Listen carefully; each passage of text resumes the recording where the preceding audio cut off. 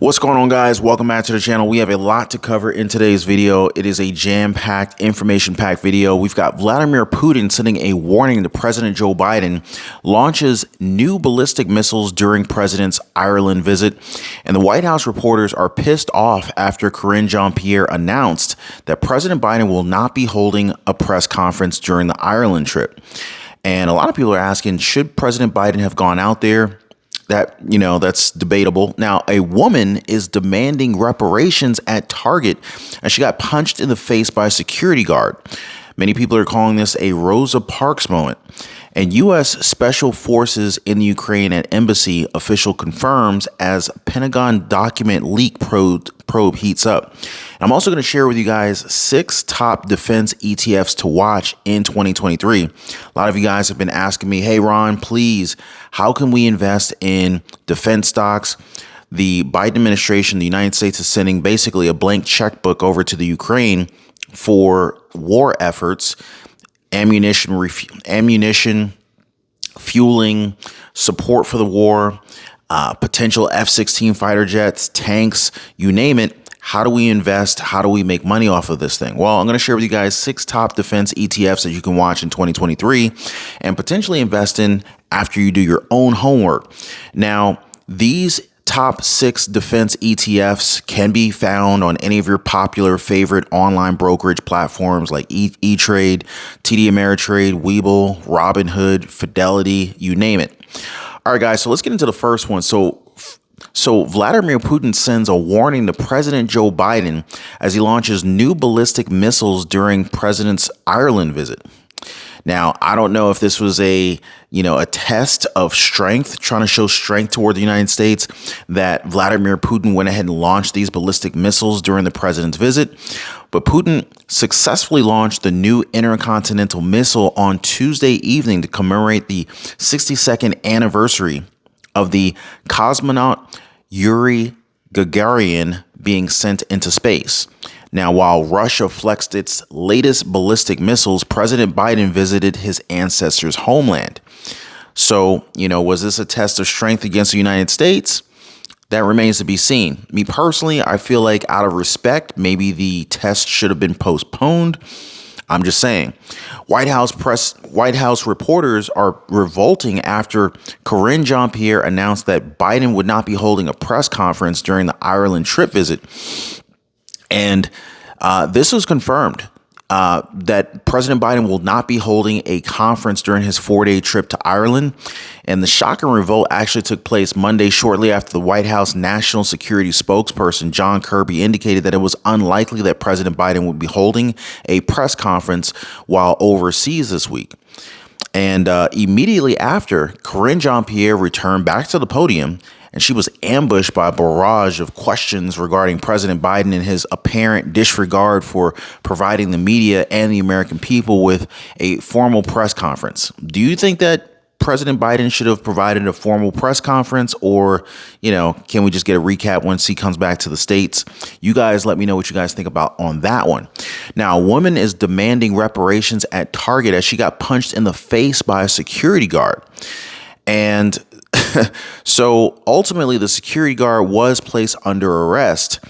And they're saying that this was a Rosa Parks moment. A 37-year-old Karen Ivy took police officers 37-year-old Karen Ivy told police officers after a confrontation inside of a Blue Ash Target last year, according to a report from the New York Post. Now, Ivy's explanation to police came after a dramatic scene played out in the store where she attempted to pay for her $1,000 grocery bill. But wow, $1,000 for groceries? I hope she was throwing a party. I hope that wasn't just for her immediate family.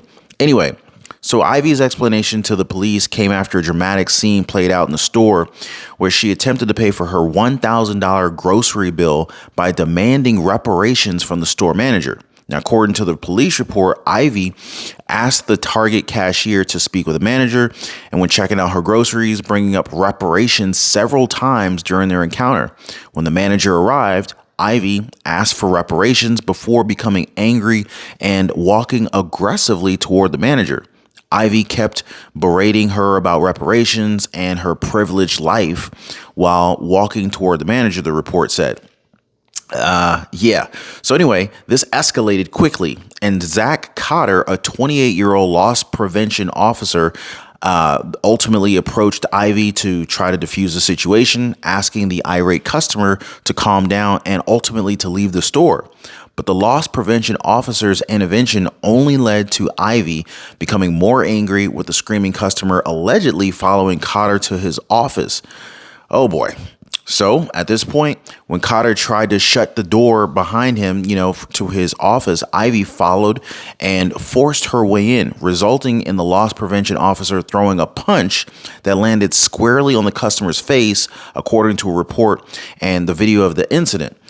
So yeah, things escalated quite quickly, and I'll do my best to remember to leave a link for you guys to the footage down below of this video if you guys want to see the actual video footage on this one.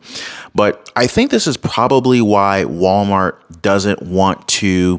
At least this is what the policy seems like at Walmart. I'm not sure what the official Walmart policy is, but based on the different stories that we've been covering here on the show, we know that many people just have been walking out of Walmart, and this is why one of the reasons reported why Walmart is closing so many stores, because of declining profitability due to elevated levels of theft. And it appears as though Walmart's policy is not to have their loss prevention attempt to stop people from stealing or grab the goods back or anything like that, because they're trying to avoid possible lawsuits, would be my guess. Any potential litigation that could ultimately stem from a likely heated altercation if one of their loss prevention people were to get involved. Yeah. So anyway, moving on. U.S. Special Forces in the Ukraine at embassy official confirms as a Pentagon document leak probe heats up. And so White House National Security Council spokesperson John Kirby has revealed to Fox News on Wednesday that there is a small U.S. military presence at the American embassy in the Ukraine. Now, Kirby was asked about the leaked Pentagon documents suggesting there are U.S. Special Forces operating inside of the war-torn country. Quote, "I won't talk on the specifics of numbers and that kind of thing, but to get your exact question, there is a small U.S. military presence at the embassy in conjunction with the Defense Attache's office to help us work on accountability of the material that is going on in the Ukraine." This is coming directly from Mr. Kirby.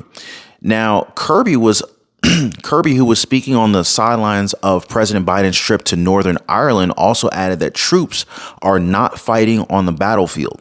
So that much is at least good. And now this is bad here. But progressive legal expert is calling Alan Bragg's lawsuit against Jim Jordan more destructive than dumb hearings. Now, progressive Georgetown law professor Josh Chavez is sounding the alarm on Manhattan District Attorney Alan Bragg's lawsuit against House Judiciary Chairman Jim Jordan, insisting that a ruling in Bragg's favor would be destructive. Now, Bragg filed his lawsuit against Jordan on Tuesday, alleging that Jordan was engaged in a brazen and Bragg filed his lawsuit Tuesday, alleging that Jordan was engaged in a brazen and unconstitutional attack on his office's work on its ongoing prosecution of former President Donald Trump. Now, Jordan has accused or issued a subpoena of Mark Pomerantz, an attorney who resigned from Bragg's team last year after the DA initially decided not to pursue Trump charges. And ultimately, Pomerantz went on to write a book about the case against Trump. This is getting heated here, guys. And, we've gone back and forth on this. There's a lot of mixed feelings about the case, the indictment that was brought up against Trump. Would this have been done against a Democratic president? We haven't really seen that in the past, especially for a former president. And we're seeing more and more folks coming out the woodwork and calling out the prosecutions that Alan Bragg is trying to place. I'd love to hear you guys' thoughts on that one. You know, are these well placed? Are these legitimate indictments and accusations that this prosecutor is coming after many Republicans about? You know, that remains to be seen, but I'd love to hear from you guys on this. Now, we've been talking about the seemingly blank checkbook that the United States, President Biden, has been handing over to the Ukraine for what seems to be an endless war, which is escalating by the day. Hopefully it doesn't lead to any type of World War III type of situation. We've discussed how Finland has recently become a member of NATO. Well, many people have been asking, Ron, how can we possibly make some money off of this? We know that there are a lot of companies that are making money off of the fact that the United States is providing defenses over to the Ukraine. Well, guys, I've got 6 top defense ETF stocks to watch in 2023. So hopefully, you know, this might present some money-making opportunities for some entrepreneurs or investors out there. So first one I want to share with you guys is the iShares U.S. Aero Force and Defense ETF. So this is ticker symbol ITA, and it's the largest ETF focused on defense with $3.65 billion in net assets as of May of 2022. And as of May, the top 5 holdings in the iShares U.S. Aerospace and Defense ETF were Raytheon Technologies. You've got Lockheed Martin, ticker symbol LMT. You've got Boeing, ticker symbol BA. Northrop Grumman, ticker symbol NOC. And we've also got General Dynamics, ticker symbol GD. Now, the next ETF that I want to share with you guys, ETF number 2, this is the Spider S&P Aerospace and Defense ETF. And this one actually has $1.58 billion in assets under management, and it invests in the stocks of companies that make up the S&P Aerospace and Defense Select Industry sector. And the companies, as of early May, the top 5 holdings of this particular ETF are Northrop Grumman again. So you got Northrop Grumman, you've got Aerojet Rocketdyne, that's ticker symbol AJRD. You've got Huntington Ingalls Industry, ticker symbol HII. You've got Howmet Aerospace, ticker symbol HWM, and you've got Hexcel, ticker symbol HXL.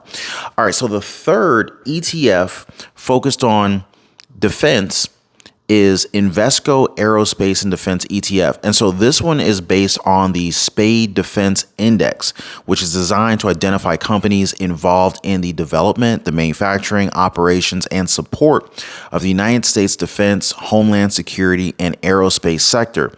And this particular ETF has about $1.43 billion in assets. And as of May, the top 5 holdings of the Invesco Aerospace Defense ETF were Northrop Grumman again, Lockheed Martin, General Dynamics, Raytheon Technology, and Boeing.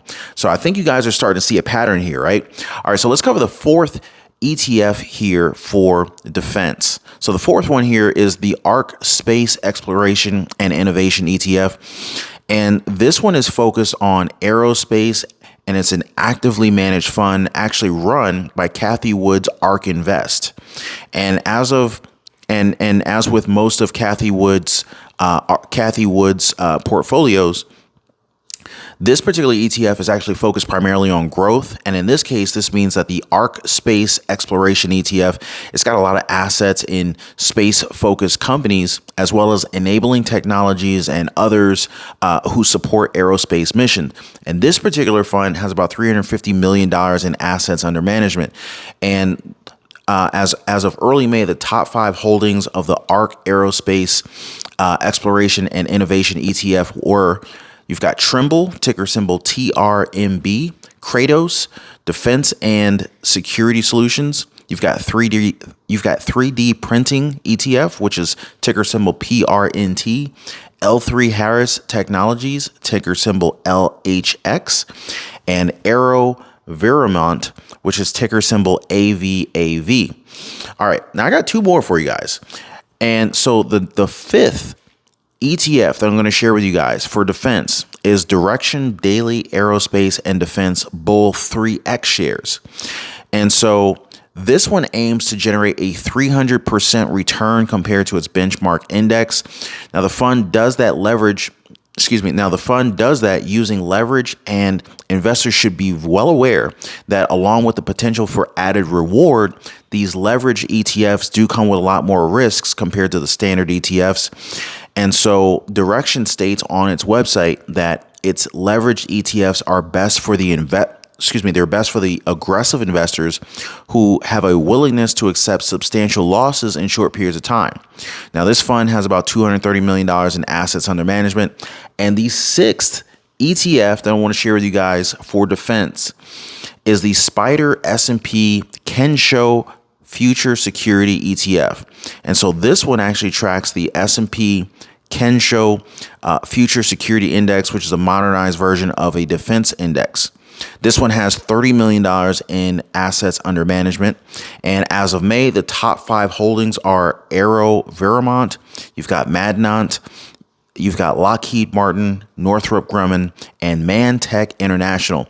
So these are the top 6 ETFs that if you're trying to possibly, make some money, or you want to try to get a piece of the action, these are investments that would be related to defense stocks.